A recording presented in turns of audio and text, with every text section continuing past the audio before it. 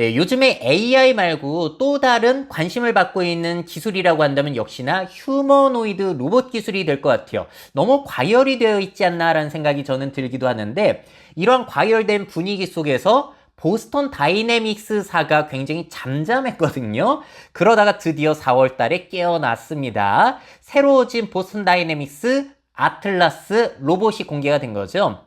전에 우리에게 익숙한 로봇들, 공중제비하고 그래서 동영상 조회수를 엄청 끌었던 이 로봇은 사라지고 새로운 로봇이 이렇게 등장을 하게 됐습니다. 누군가는 뭐 엑소시스트처럼 움직인다, 기괴하다 라고 표현을 하지만 저는 저 유연한 관절 움직임이 상당히 매력적으로 느껴지기는 했어요. 그래서 많이 이 영상을 보셨을 테니까 간략하게 전의 아틀라스와 이 아틀라스는 뭐가 다른지를 제가 표로 정리해 봤습니다.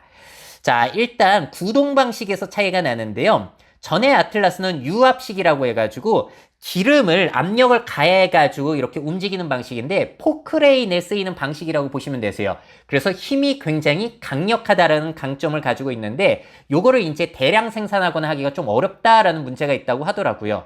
근데 이번은 전기식으로 바꿨다고 합니다. 전기 모터로 구동이 되는 거고 그래서 더 민첩하고 정밀하고 엘리트 운동선수 수준의 힘을 가지고 있다라고 보스턴 다이내믹스사에서는 홍보를 하고 있어요. 하지만 전 제품에 비해서는 파워는 조금 떨어질 수가 있습니다. 관절 같은 경우에는 전 모델은 제한된 관절, 인간 정도의 움직임을 가지고 있었는데 이번 아틀라스는 보신 것처럼 막 돌아가잖아요. 머리, 허리, 관절 같은 것들이. 그러면은 좁은 장소에서도 얘가 싹 움직여가지고 작업을 처리해낼 수 있다라는 강점을 또 보여줄 겁니다. 이거는 인간을 뛰어넘는 강점을 보여주는 기능이 되겠죠. 자, 머리 같은 경우에는 전에 제품은 제대로 머리라고 부르기도 애매하게 센서들의 묶음이었는데 이번은 신호등 형태로 되어 있어요. 굳이 사람의 얼굴 모습을 그대로 따라한 게 아니라 필요한 모습, 인디케이터 그 정도만 넣어놨다라고 볼 수 있겠고 손가락을 보시게 되면 전에 아틀라스는 도라에몽 손이에요. 손가락이 없어가지고 정교한 작업이라든지 그런 건 안 됩니다. 텀블링하고 그런 건 되지만 근데 이번에 아틀라스는 3개의 손가락을 가지고 있기 때문에 뭐 공장이라든지 아니면 가사노동에서도 어느 정도 쓸모를 아마 염두를 해둔 것 같아요. 자, 전에 아틀라스는 너무나 육중해가지고 한번 넘어지면은 직원들이 와서 일으켜줬어야 되는데 이번에 아틀라스는 굉장히 얄쌍해지기도 했고 스스로 일어날 수 있는 그런 모습을 보여줬습니다. 자, 전에 아틀라스는 케이블들 그런 것들이 막 이렇게 조금 지저분하게 보였었는데 새로운 아틀라스는 그런 것들이 싹 매립이 되어 있는 모습이 나오고 있고요.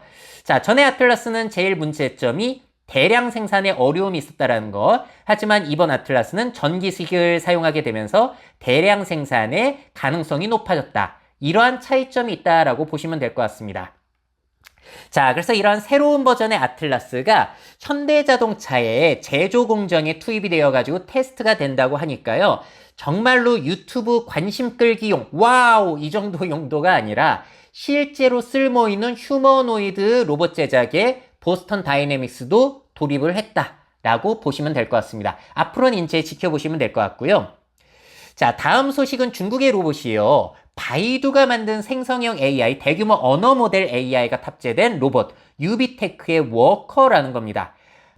바이두의 대규모 언어 모델 어니가 탑재가 되어가지고 저렇게 나 내일 출장 가는데 옷 좀 정리하게 도와줄래? 라고 하면은 말을 알아듣고 계획을 세우고 거기에 맞춰서 행동으로 옮길 수 있게 된다는 거예요.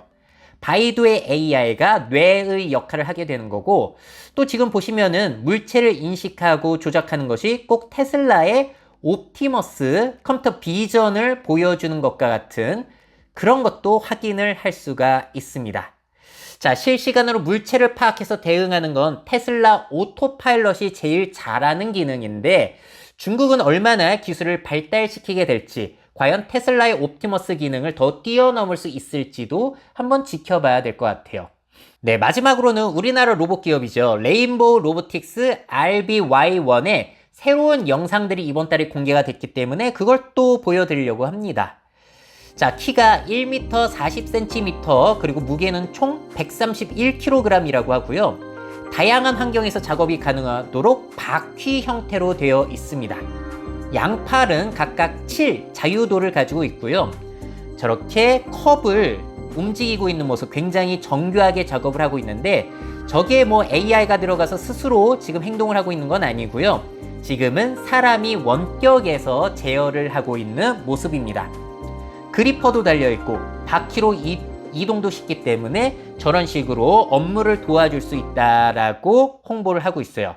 그래서 앞에 보여드린 그 영상들에 비하면은 조금 별로다라고 생각을 하실 수도 있는데 이 레인보우 로보틱스 같은 경우에는 카이스트 휴보랩 오준호 교수가 창업을 한 로봇 기업입니다. 이 휴보 같은 경우에는 전에 재난 로봇 대회에서 1등을 수상할 정도로 우수한 기술력을 뽐냈었기 때문에 그런 기술들이 탑재가 된다? 그럼 기대해 볼 수도 있다라는 것이죠. 또 삼성전자도 이 회사의 지분을 매수하면서 인수 의지까지 드러낸다라는 소식들이 나오게 되면서 주가가 휴머노이드 로봇의 붐과 함께 상당히 높아지고 있는 기업이기도 합니다. 자, 그런데 이 휴머노이드 로봇 시장 제가 볼 때는 조금 거품이 끼어있지 않나라는 생각이 들기는 합니다. 이게 업무에 투입되려면 정확성뿐만이 아니라 경제성까지 갖춰야 되는데 아직까지는 너무나 초기 단계, 테스트 단계이다 보니까 여기에 너무 혹해서는 곤란하지 않나라는 생각이 들기도 해요. 왜냐하면 사람은 한번 고용하면은 다양한 일에 바로 적응할 수 있고 융통성 있게 상황에 맞춰서 일을 할 수가 있게 되는데 휴머노이드 로봇이 아무리 요즘에 AI 들어가고 해서 좋아졌다고 하더라도 몇 가지 일은 대체할 수 있겠지만 사람만큼의 능력을 현재는 뽐낼 수가 없거든요. 속도도 마찬가지고. 자, 사람 인건비 나가는 것보다 로봇 구매, 유지, 심지어 그 로봇을 관리하는 사람 인건비까지 해서 사람 고용보다 저렴할까요? 그렇게 보기엔 현재로서는 좀 어려움이 있습니다.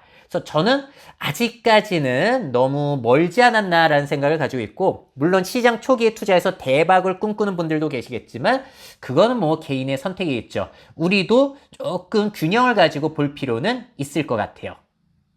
미래사회 변화를 업데이트하고 싶으신 기업 및 기관, 그 밖에 미래 트렌드 교육이 필요하신 분들은 myf21naver.com 이메일로 연락주세요.